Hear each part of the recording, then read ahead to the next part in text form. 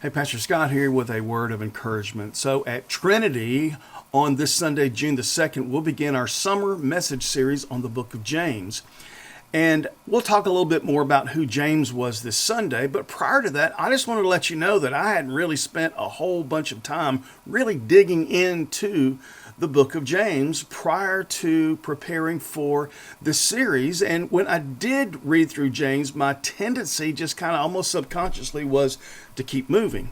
Because this is why, and I've really felt this deeply in preparing for this series, James is hard.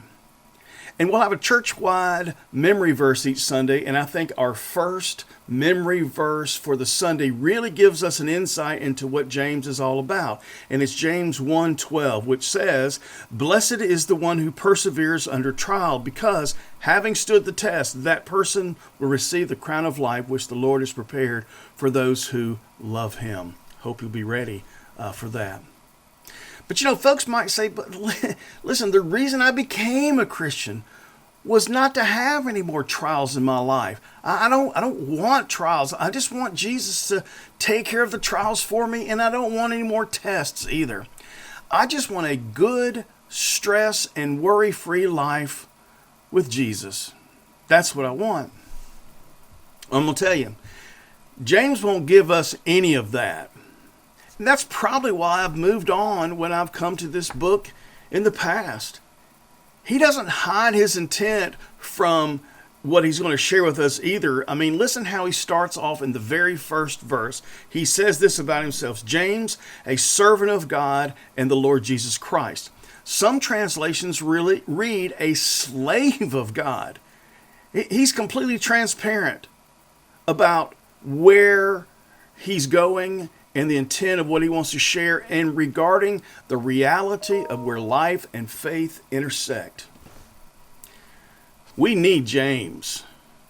James is going to show us how that trials and temptations are both inevitable. We knew that already, but what he's going to show us is that God intends both of them to deepen our faith. The trials we face on the outside and the temptations that we face on the inside, and how we understand them and then how we respond to them, has everything to do with our faith and the growth and the deepening of our faith. It's going to be a great summer at Trinity. Now, I know you're going to be traveling sometime during this summer, and I hope you will. I hope you have a great time with your family. I hope you get a little R&R in. But I hope that even though you're out of town, you'll still be a part of worship at Trinity online, that you'll tune in and be a part of our services, and that you won't miss a Sunday through this entire seasons. Be like a good buddy of mine says, "Preacher, I'll see you Sunday." Now, you won't see me, but I'll see you. And I hope that'll be you, because I believe you'll be encouraged.